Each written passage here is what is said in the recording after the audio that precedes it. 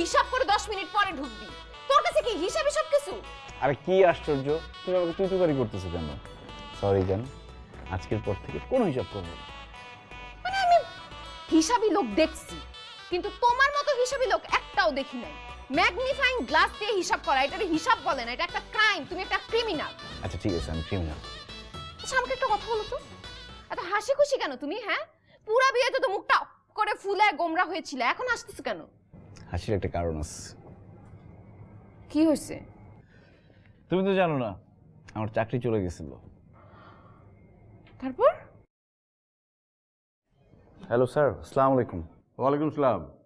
ফাহিম, তুমি কেমন আছো? এই তো স্যার, আছি আলহামদুলিল্লাহ ভালো। আপনি কেমন আছেন?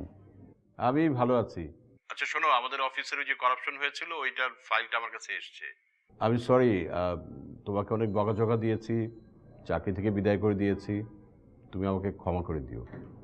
ছি ছি স্যার, আপনি কেন ক্ষমা চাচ্ছেন? শোনো, আমি তোমাকে বিনীতভাবে অনুরোধ করছি, আগামী সপ্তাহে তুমি অফিসে জয়েন করো। Sir thank you so much, thank you. আর এই মাসের ফুল স্যালারি তোমার অ্যাকাউন্টে কিন্তু চলে গেছে।